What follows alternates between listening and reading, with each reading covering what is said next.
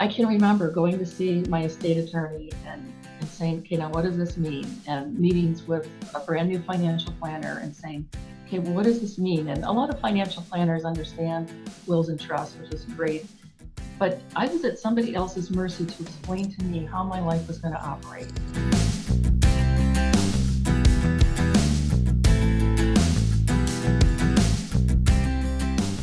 Welcome to Getting Money Right, a show dedicated to helping you achieve financial freedom through education and inspiration so you can be free to pursue your true life's purpose.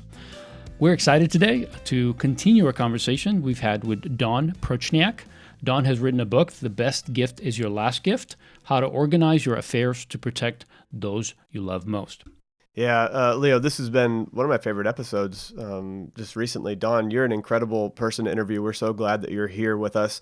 And just a recap for our audience from our last episode, we got to hear a little bit of Dawn's story, and then we got to talk about some of the real emotional moments when you're going through this process. And so, in the past, we've talked a lot about the legalities and setting up your documents in such a way that legally everything, the I's are dotted and the T's are crossed.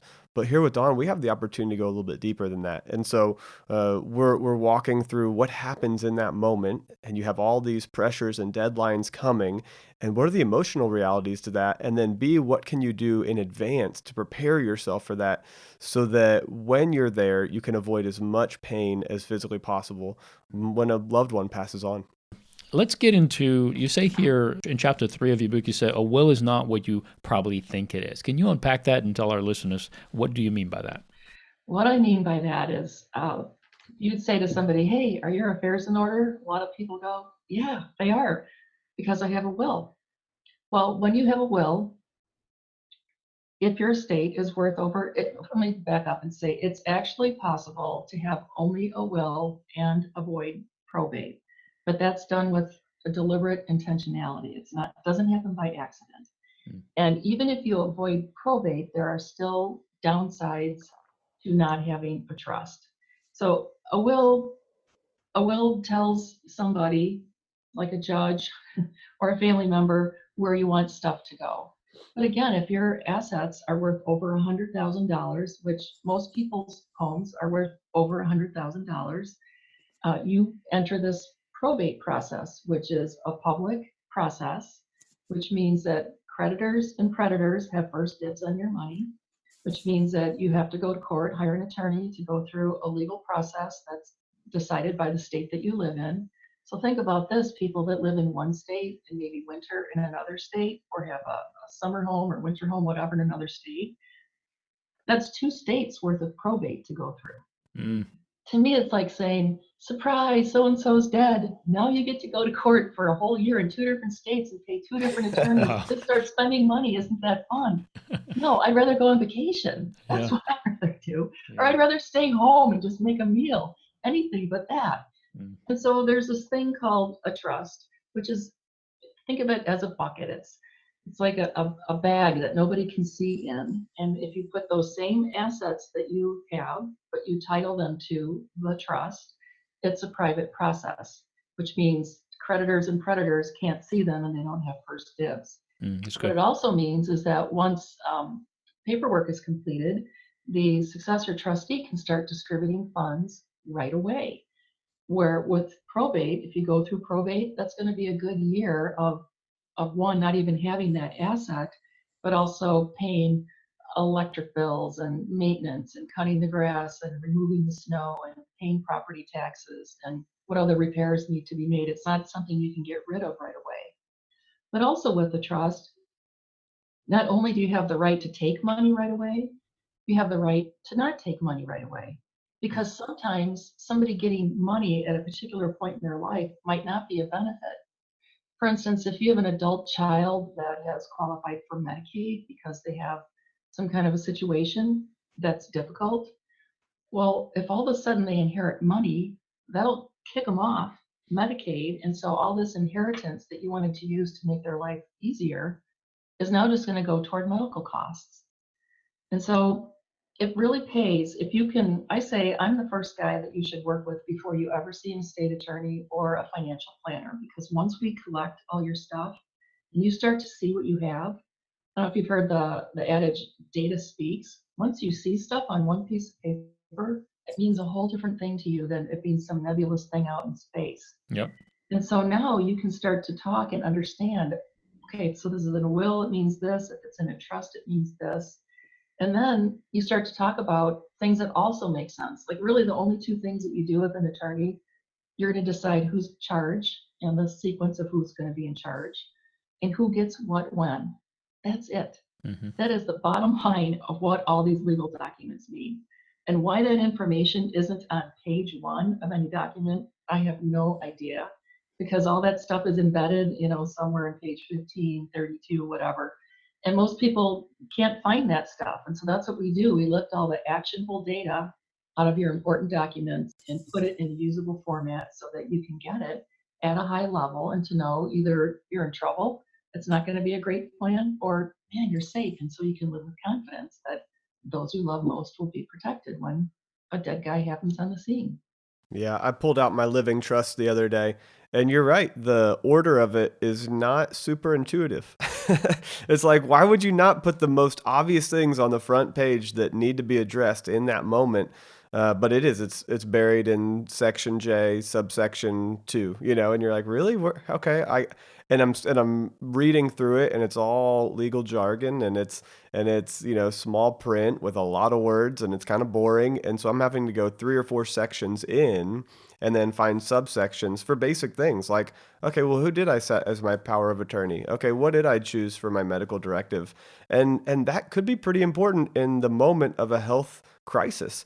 Or, okay, who is the primary beneficiary and what's the overall estate plan? That was literally at least 20 pages into the documentation. It wasn't within the first 5 pages. And so I mean, it's stuff I never would have thought about. Of course, I'm going to encourage people to go out and get a living trust and put a plan in place. But then it's like, okay, now go spend time and read it and maybe reorganize with your own documents the most important things on the front. You have the legal side, but you need to have the practical side, the process side. And so, I love what you've done with the master list of assets and just making it very easy to write down everything. And I know that people can go to your website and they can find the book. The best gift is your last gift, and grab the book, grab the master list of assets, and begin to go through this process. But then there's also the digital side to this, and it's just chaos if you don't have a plan in place. There's so many things that we live online, from social media to our own personal websites, bank accounts. There's so much online. So walk us through breaking down some of that digital chaos and having a little bit cleaner process. Well, the best way I can describe it is with one of the more ridiculous stories that I encountered when I was cleaning up my husband's estate. In Illinois, we have iPass, so that's that little thing that goes in your windshield because we have a toll system. But we had been driving his car, and I had no idea he took care of all that stuff. So I get a postcard in the mail. Hey, you owe us some money. Okay. So I call these people and explain. Well, I was too fresh of a widow to know you only play the death card when you have to. Because when you play the death card, people freak out that they're never going to get their money. So anyway, I said, I need to get rid of one of these transponders. My husband has passed, and I need to pay you the money for that we owe you. I said, how much do I owe you? And this woman said, well, that's confidential information. I can't tell you.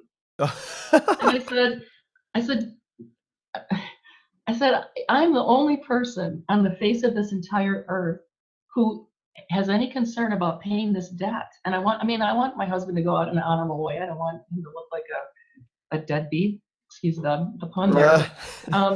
So I said, I want to pay you. She said, I'm sorry, I cannot tell you. She goes, how much do we want to put on your credit card?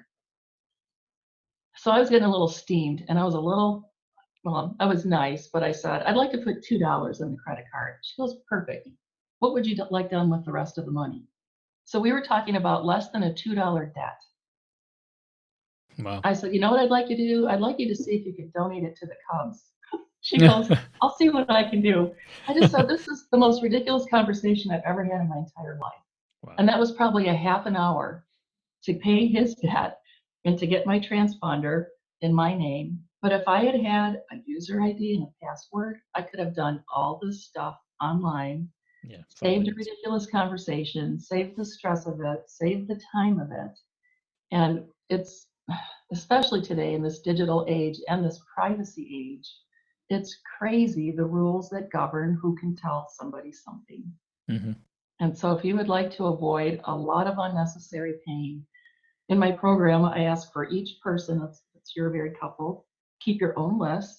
And then once a year, you're going to make a copy of all the stuff and put it in an envelope for your successor trustee or whoever your next in line is, a sealed envelope. And at least the data will be a year fresh. And yeah, you have to change passwords. But if you can keep updating things and sharing information, at least annually, you'll probably have 90% of it covered. Right. And you'll eliminate a lot of problems and a lot of aggravation. You made a list in your book, in this chapter on the master list and ID and passwords, of all of the things that we have in our life, and it's more than a page long. It's about a page and a half long, and I think that's so important to realize how many things we have going on in our lives. Everything from every utility, every bill. And a lot of these organizations, they almost force you to change your password. I was leaving for Romania and I was thinking, gosh, if something happens to me, there's half of the things that are going on. I've changed the passwords in the last 3 weeks or 4 weeks.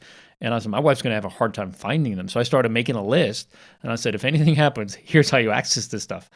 And fortunately, we use very specific things and we know what those codes are. And, there's 3 or 4 variations. So she could try them. I don't use something that she would necessarily know. But again, why make it so difficult? Why make it a hunt? Or it's not a treasure hunt. It's a nightmare at this point, because you're just trying to get through this. So such a good example of spending 30 minutes to take care of something that should have been taken care of in 2 minutes. But I so appreciate the fact that you went through so much detail to list things out that hopefully will not only identify things that people are having to put on their list, but also things that they might have forgotten. Just a great job on the detail of this book and the practicality. One of the things that I love about the book is that in every chapter you have this section called "Now Do This," and it's folks, it's so practical. It says create your household master list, keep updating your list, make sure the executor trustee knows where the master list is. I mean, it's just basic stuff, but again, it's a very simple process that walks you through how to do this so that it's not overwhelming. You're not meeting with an attorney and having to read legalese. This is a very practical process with very practical tools and forms that will help you to do it. And I just know that as our listeners get some of these done and they eventually finish, they fill up every drawer, so to speak, I know the peace that they're going to have knowing that whatever happens, I'm prepared. So thank you. Thank you for doing this. Keep talking about the other things that are in this book. I want us to cover a little bit more. I'd love to, and thank you for your compliments on the book. As you're talking and as I'm reliving what my early days were like after Tom passed, I can remember going to see my estate attorney and saying, okay, now what does this mean? And meetings with a brand new financial planner and saying, okay, well, what does this mean? And a lot of financial planners understand wills and trusts, which is great.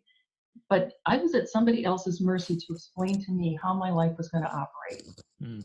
And it was such a vulnerable place. I was already in a vulnerable place because I lost my husband and I was a single parent. And now I'm the lead dog on things that he was the lead dog on.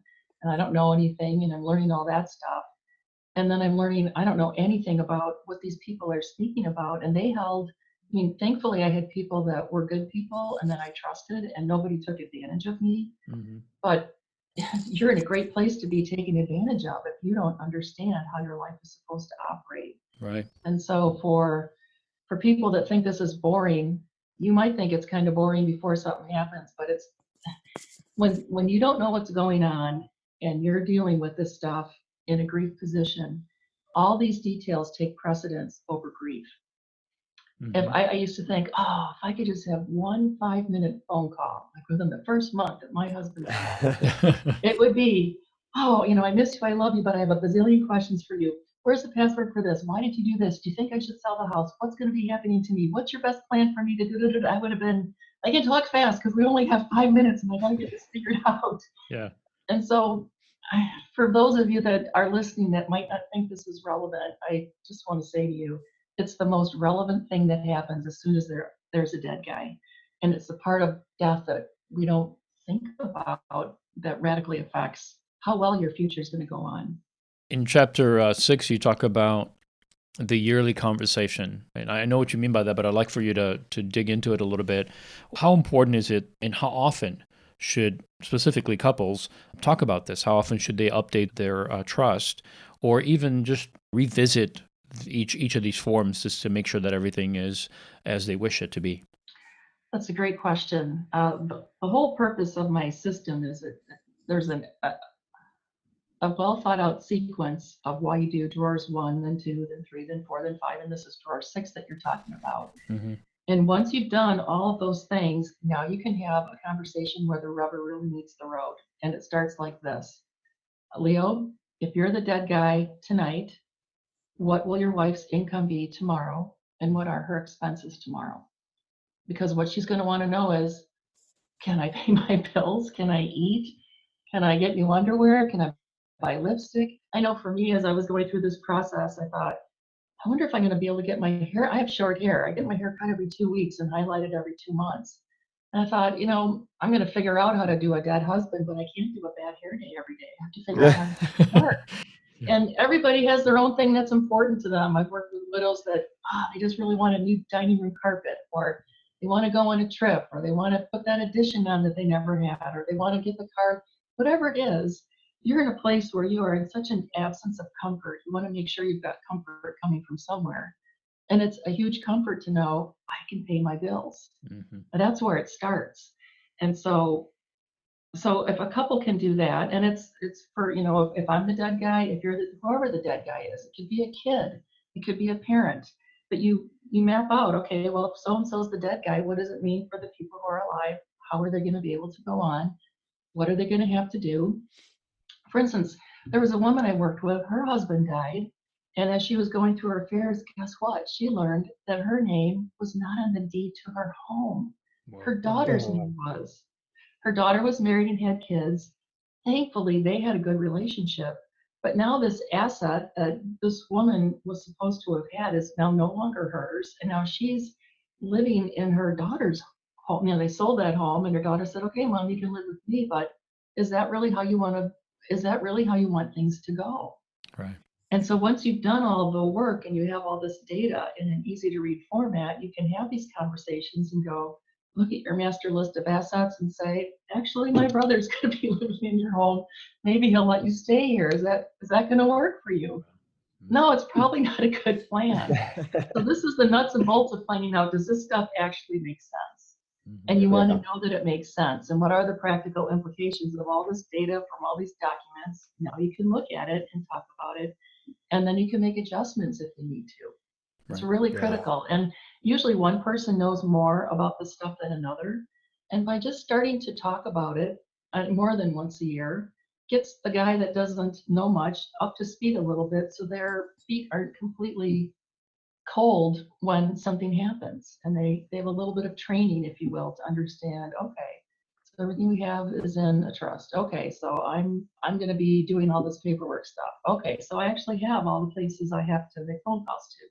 Okay, I don't have to memorize it. I don't have to know this stuff by heart. This whole system is designed so that when there is a dead guy, you don't have to think. You just have to do, because you're not going to be able to think very well. Yeah. Well, and I love those yearly conversations because that builds unity in the relationship. This is causing us to have crucial conversations, healthy conversations around really important topics about what matters to us, making sure that we have a plan in place to take care of our spouse or our family or whatever we've decided to put our finances and resources in. And I think that that is extremely important. But I guess the question is, okay, how do I start this conversation if only there was a yearly conversation starter guide? And the cool news is that from your book, people can go to your website, prudencepartners.com, and contact you and request the yearly conversation starter form. I know for me personally, that's a huge deal because I don't even know where to begin that conversation. I have great conversations with my wife all the time. We have a budget in place, we've got a living trust in place. But when it comes down to sitting down and saying, okay, exactly how much would I have if something happened to Ashley, or how much would Ashley have if something happened to me? How do we have that conversation? Well, having that guide to just begin to walk through that process. And so, very simple, just prudencepartners.com, or they can Google your name, Dawn Pruchniak, and it's DAWNPRUCHNIAK. But I think it's important that people realize this is out there and they have these resources if they spend the time reaching out and digging in a little bit. I also have an online program. So if you go to my website and under the Work with Dawn tab, if you look at online program, and it's a series of 8 videos, one for each drawer, where no video is more than 20 minutes, where I explain, okay, now in drawer 1, this is why we're doing this. And these are some questions to talk to each other about. So I lead you through it. I have all the updated forms right there that you download and a checklist, just a one-page checklist of these are the things you're supposed to do. I've told you that in the video, and now, boom, there it is on the checklist, and you can go do it. And I have suggested time frames for you, so you actually get it done. Because when I talk to people about this stuff, everybody's charged up, like, yeah, I want to do it. But then you get started and you go, yeah, I don't really want to do it. I want it done, but I don't want to do it. Mhm. And I started out thinking I could do this for people.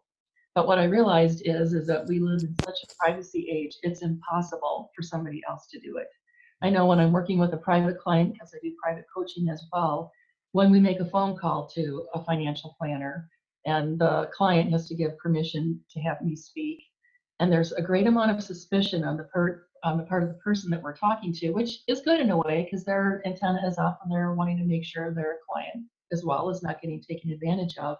Right. But it's not an easy thing. It's not an easy thing to get somebody on the phone and speak to them, let alone not have any ownership of what the documents are that you're trying to talk Mm.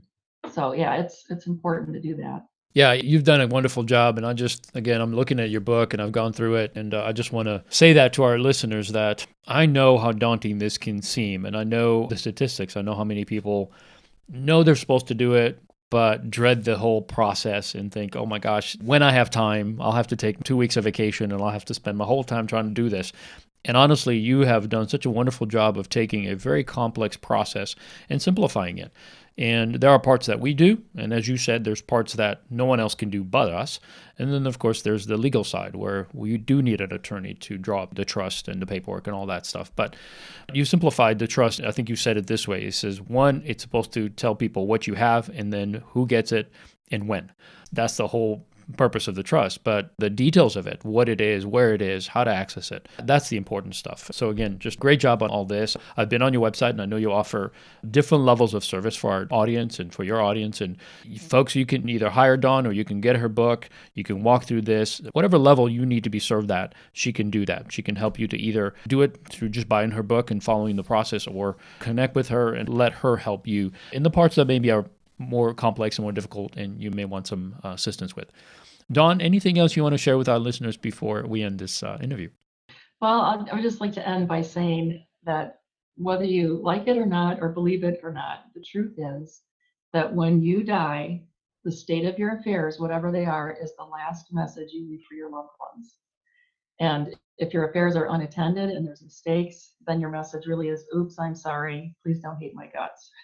Sorry you're going to be in court for a year. Sorry it's going to cost you thousands of dollars. I love you.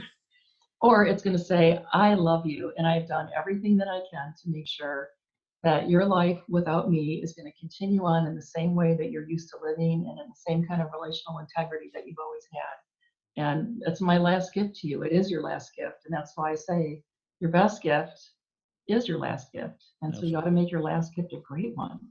Yeah, there's at the beginning of every chapter. I want to end with this. You've got a funny little. You got a cartoon and a joke, and so there's a fact, and it says dead guys can't tell you where they filed stuff, and then the question, does it really matter? And then there's this little icon of you popping up and saying, Dawn says, only if you want to keep living in your home. Like, it only matters if you actually want to live in your house in the future. There's another one where it says, only if you enjoy being in court for a year. Like, you can't go back and fix this. And so take the time now to go and do it. Dawn, we've really enjoyed having you on. We can't thank you enough. And so, to our audience, we also want to thank you for joining us for this episode. If you enjoyed it, please rate, review, and subscribe to our podcast on iTunes and on your Android device. Make it easier for other people to find this episode and the show altogether. Also, reach out to Dawn on our website and help other people find her content and her resources. We personally have been impacted by them, and we recommend that you share them with others. You can also share this podcast on your favorite social media platform and help others find us and follow us. We'd love to have you be a part of the personal finance conversation. So shoot us an email or drop us a message on social media. We'd love to answer your questions. You'll find the show notes to this episode and more content and resources at leosabo.com, leosabo.com.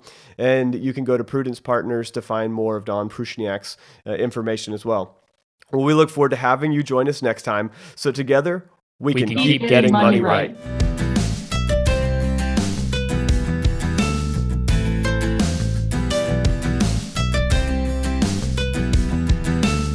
If you're the dead guy tonight, what will your wife's income be tomorrow, and what are her expenses tomorrow? Because what she's going to want to know is, can I pay my bills? Can I eat? You're in a place where you are in such an absence of comfort. You want to make sure you've got comfort coming from somewhere. And it's a huge comfort to know I can pay my bills.